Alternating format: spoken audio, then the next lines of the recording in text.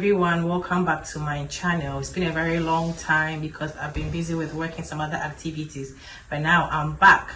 Hope you're all doing well. So in today's video, we're going to talk about the computer-based test, which is the CBT. So I have an honorable guest here who's going to explain the whole process for us, what the CBT is, what it entails and all that. So I'll let him introduce himself to the audience. Thank you for having me. My name is Robert and I'm a Ghanaian registered nurse currently practicing in the UK.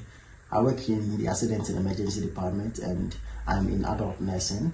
I came through the international law, in other words, overseas nursing route, and I wrote the computer-based test 2021. Okay, so Robert, can you tell us what the CBT exam is? Well, the CBT exam is the short form of computer-based test, and it forms one part of the NMC's test of competence, which they use to assess the candidate's ability or the candidate's ability to actually practice effectively as a nurse or as a practitioner. So the CBT, like we said, the computer-based is purely computer-based and it cannot be written in any other form apart from the fact that you have it on a computer and you have it online. So we know we have two parts in the exam, which is the part A and part B. Yeah. So can you briefly explain to us what each part entails? Like what one should expect from part A or part B? Yeah, well, like you said, the CBT comes in two forms. Yeah. That's the part A, or two parts. That's the part A and the part B. Part A being the numeracy aspect and part B being the clinical aspect. So in part A, the prospective candidate will be expected to execute their ability to calculate, which in other forms, for example, you might be given a question like, as a practitioner or as a nurse, you have a patient who is required to take 100 milligrams of diclofenac, and the drug you have at hand normally comes in the strength of 50 milligrams. So as a nurse or as a practitioner, how many of the tablets are you going to administer? So they are going to use the numeracy aspect to assess your ability to do these things. Okay. And the part B, on the other hand, which is the clinical aspect, is also used to assess your ability to execute or your ability to use your clinical judgment. Let's say you're given, as a nurse, you're on duty, and then you have a patient coming with a burns. Let's say a patient comes in with burns. As a nurse, what would you do? They will be expecting you to execute your clinical judgment in certain scenarios. So the part B, which is the clinical aspect, normally seek to assess your ability to practice effectively in terms of your ability to use your clinical expertise. So the part B is more like scenario questions. Yes, the part B, which is the clinical aspect, is more based. Okay. It's more scenario based, and they normally use how practice is in the UK, or in other forms, how things are done in the UK, which aren't always so different from what we are used to back home. Yeah. Although there are times that we are going to find certain differences between what we do back home and what they do here in the UK, but all in all, they aren't so different, and your ability to actually practice in your home country to an extent will be very vital to your ability to answer these questions, because these scenarios aren't so different from what we are used to back. You know, nursing is universal, so most of the procedures and things are like the same in most countries. Although there are differences sometimes, but I think the basics are always the same. And so I want to find out, how do you register for the exams? Well, prospective candidates can only register for the exam only if they have the attestation to test, which is the ATT. And this attestation to test normally comes after the NMC has verified your documents. So for everybody in this process, it's important to note that you first need to register or open an account with the NMC online, and then after which you'll be required to upload your documents, and then these documents would require verification, which you would be needed to pay about £140 for it, and it's going to take about 2 to 3 weeks depending on how fast your regulator is. So after they verify these documents, they are going to send you an email, and the email will be accompanied by a third-party company, which is the Pearson VUE, and they are the organizers of the CBT. So Pearson VUE will send you an email confirming your account creation on their website, and then they will give you a link and login details. So you follow these links, and then you go on, after which you have the opportunity to change the login details, whether you want or you don't some people choose to go ahead with it, or some people. But Did I you think change it's, yours? yeah, I did mine because I think it's important to always have some sort of privacy, and to also have certain personal control over whatever account you have online. So after the account creation, you'll be required to buy a voucher of £83, and this £83 is the entire cost of both Part A and Part B of the NMC-CBT. However, if you are required to sit for either A or B in a receipt, then possibly you would be required to get a voucher for either of them at about £50 or £70, depending on which part you are going to receipt for. So in this scenario, we're talking about first time sitters, so you'll be required to buy a voucher of £83, and depending on where you find yourself, that would determine how much you're going to spend, because come about these vouchers, or to come across these vouchers, can prove very difficult, in the sense that, for example, in my situation, it was very difficult to get a voucher coming from Ghana, because lots of people don't really stock it, and because of the cost of it, lots of people don't really stock it. And at the time, I had to actually pay extra money before somebody can actually purchase this for me, because they also had to go through somebody out of the country to also get the money, to also get the voucher for me and all of that. So depending on where you find yourself, you might be required to pay extra bucks on it. Yeah, so after purchasing this voucher, you need to log on to the website, or the Pearson VUE website again, and then you go to the view my exams portion, or view my exams page, and then over there you would select which exam you would want to sit for. So most registered nurses coming from Africa, or specifically Ghana, are likely to be in the adult nursing aspect. So you'll be required to select adult nursing, and then you go ahead to select both Part A and Part B, and then you proceed to select which part you go ahead to select which area you would want to sit for the exam, or which center you want to sit for the exam, the date and also the time, and then you'll be required to also input your voucher number and a few details, and then you are done. That's it. Your exam is booked. So let's state that depending on which part of the register you are going to join, the part of register you are seeking to join will determine which type of the CBT you are going to sit for. So if you are seeking to join the pediatric as part of the NMC register, you will be choosing the CBT children aspect. If you are seeking to join the adult nursing, you choose the adult nurse aspect. If you are a midwife, you are going to choose the RM aspect. And then if you are a mental health nurse, you are also going to choose the RMN or RMHN aspect of it. So I get this question a lot. For where to take this exam, can you do it in the comfort of your home, or you need to go to maybe an exam center or a classroom or something to take this exam? Yeah, so like we said earlier, it's a computer-based exam, and it cannot be written in any paper form. However, it's an exam, so it requires the maximum invigilation, or the maximum attention every exam requires. So in this regard, the UK NMC has made it not appropriate to write this exam from the comfort of your home. So as a prospective candidate, you'll be required to sit for this exam in certain approved test centers, which are normally available in various areas depending on which country you find yourself. In my situation, coming from Ghana, we used to have only one center in Accra. However, since about a year or two ago, they opened a new center in Kumasi, and I learned Takrady also has a new center. So in Ghana, you have the luxury of sitting for the exam in 3 different test centers. However, this may be more or less depending on where you come from. So this exam, like I said, can only be written online and not paper-based, and requires maximum invigilation. So it's inappropriate to sit for this exam from the comfort of your home, and you'll be writing it from test-approved centers, which are normally equipped with CCTV cameras, which they normally use for the invigilation. I told you sometimes they can go back to review the CCTV to see if there was any malpractice. Oh yeah, like every exam, like every online exam is.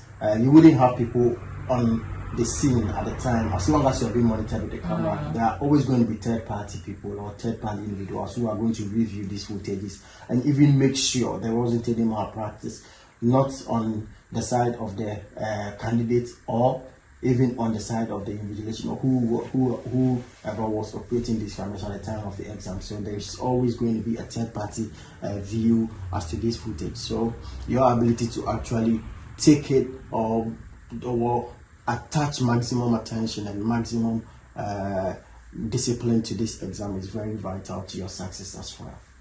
Okay, so you did say for the part A, the maximum, the pass rate is 14. So for the part B, what is the pass mark for it? Yeah, so the part A, the candidate is expected to get at least 90% of it, which they normally calculate it at 14 out of 15. Yeah, so in the part, let us state that in the part A as well, you'll be required to spend no more than 30 minutes. Okay.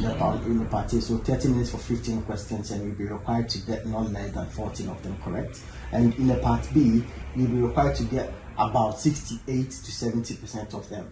And the part B comprises 100 questions. Okay. Yes, and you'll be required to spend about, I think it's 150 minutes, which is about 2 hours 30 minutes on it.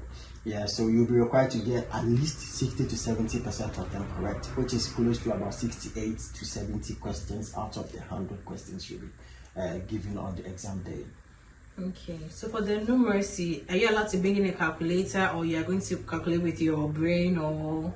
No, you wouldn't be required to bring in a calculator. However, since we said it's an online exam, their database are equipped with online calculators which will be used. So the system already has a calculator for you. Oh, then that's great. I was thinking maybe you convert micrograms to milligrams with your head, liters to mils and all that. Okay. You know, coming back from Ghana and having written a lot of exams, you would sometimes have the thoughts that exams are set up for you to fail. However, exams aren't always set up for you to fail. So the NMC UK is an example of it. They are there to actually assess your competence, and they do well to actually provide a lot of things for you to be able to get things right. And in this regard, like we're saying, their database are equipped with calculators which we can actually calculate everything, and you are going to also be given a whiteboard which you can write whatever you want to write on. If you think the calculation you need requires certain formulas that aren't that you wouldn't be able to put them on a calculator, I think you will also be able to write them on the paper you'll be given and also make sure you get them right. Okay. Robert, so after sitting the exam, how long does it take for the results to come out? Is it within 24 hours, a week, a month? Like how long? So like, unlike most exams we've written, the CBT is actually an instant result oriented exam. So you don't have to go home and get your exam later. You get your results right after you're done with the exam. However, in certain situations, which aren't so different, like in mine, for example, let's say you are given 30 minutes for the numeracy aspect, and then you tend to use, I remember I used about, was it 10-15 minutes of it, and then I moved on to the clinical aspect, which I was required to spend about 2 hours 30 minutes, but then I used about 1 hour of it. So in this regard, you wouldn't be able to access your results after that time. You would have to wait for your entire minutes to get exhausted. Yes.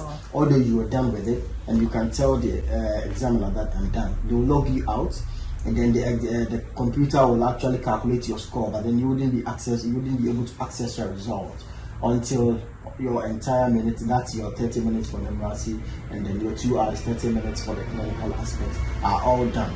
After which you'll be able to. So for people who exhaust all the time, you are always going to have your result instantly.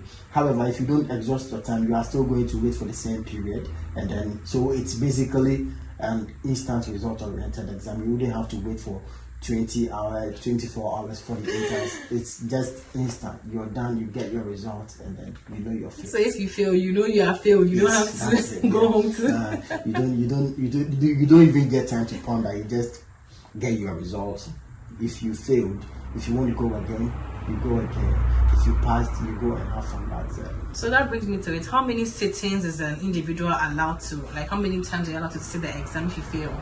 Well, you are allowed to sit for the exam as many as possible. Yes. I thought it was 3 attempts, or you can go more than. You can always go more than that. It's actually it's one thing about the CBT is it's very difficult to fail. I heard unlike that, lots of yeah, exams. it's difficult to fail. Yes, as long as you've gone through the nursing education, you've had the right education, and you've had the right preparation, you should be equipped enough to actually pass the exam.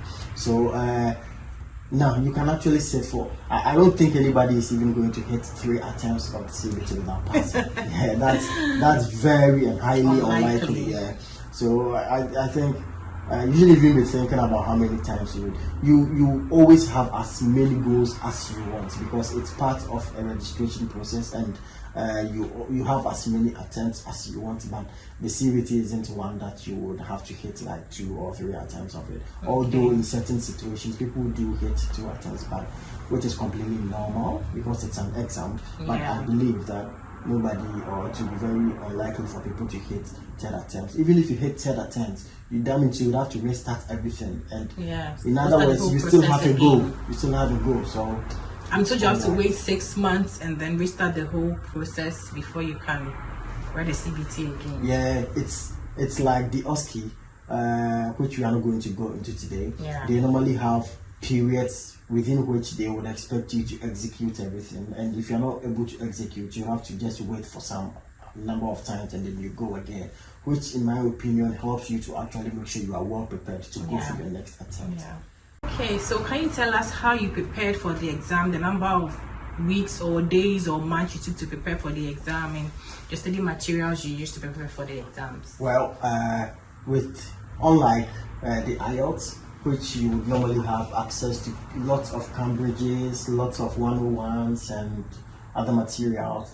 Materials for the CBT are somewhat limited, in the sense that you are likely to find repetition of questions or repetition of material in almost every different thing you see. For example, if somebody gives you these materials, you are likely to find the same materials in another form from another form. You get it?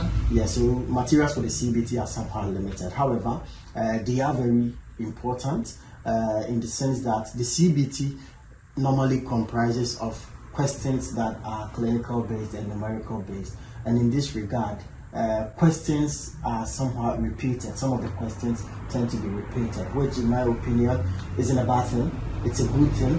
Wait, so the repetition, does it come in the same form or they rephrase it in a different way? Yeah, you are likely to have them rephrased. Okay. But then the concept is basically the same. Yeah, because practice is basically universal. It's the same everywhere. So they tend to rephrase the scenarios. However, what they are seeking to achieve is almost always the same.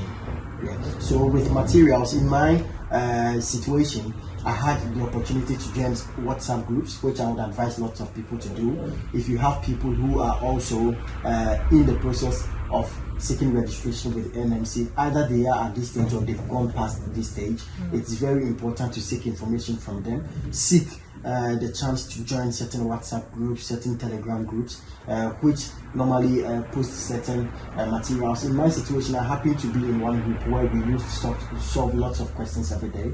So this will help to actually go through the questions with others without necessarily being on my own and learning, because sometimes learning alone can be quite difficult. Yeah, so it was really important that I had these people in these various groups. And there are also some PDF materials which people normally share online, so you can also access that. And there are certain online portals, especially on Pearson View, where who are the main organizers of the exam, or who are the third-party organizers of the exam. They also share certain materials on their website which you can practice. They have various mock tests there which we all used, and they all in the end proved very vital in our success. So Albert, my last question, do you have any tips or any advice you can give to prospective candidates who want to take this exam? Well, I think my experience with this CBT was quite limited, so I can't actually give lots of advice based on my experiences. But as a nurse and having gone through the process at least, one thing I would say is every prospective candidate should always prepare for the worst, in the sense that as much as the CBT can actually be an exam that will be very likely for you to pass, it can also prove very difficult depending on your level of preparation. So it's important to attach the maximum level of preparation to it and go face it as you would face any other exam, because people tend to be relaxed, and that can be that can yield very bad results for you in the end. So one thing I would say is to be well prepared, and also be open to meeting new people, in the sense that for you to actually come across materials regarding the CBT, you would need to actually form certain friendships and relationships with people, so that you can be able to share materials you have.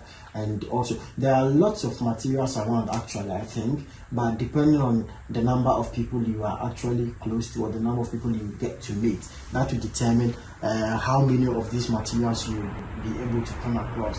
So you should be also always looking for WhatsApp groups to join, and also be friending people who are also going through this process, and be sharing advice and also sharing materials. That could also be very good for you throughout this process. So all in all, I would say good preparation is very important to passing this exam, and also making friends with people who are also going through this process, or who have already gone past this process or this stage, is also vital for the success of your CBT exam. Yeah, so one thing I realized about this exam is that the study materials are not all over the internet or all over the place, like maybe some other exams you just go on Google and find. No, so I will leave some links and some study materials in the description box if you are interested, and then you could just join some of these groups, or you could just go through them and then use them as your study guides. So thank you, Robert, for coming on my channel. I really appreciate. Thank you. Our next video is going to be about OSCE. It's the same person I'm going to be. We're going to talk about the new OSCE. So stay tuned for my next video. So thank you all for your time. Thank you for watching my video. If you are new here, my name is Jane Holbrook. I'm a registered nurse in the United Kingdom. Please subscribe to my channel, leave a like and a comment. Thank you. Catch you in my next video. Bye bye.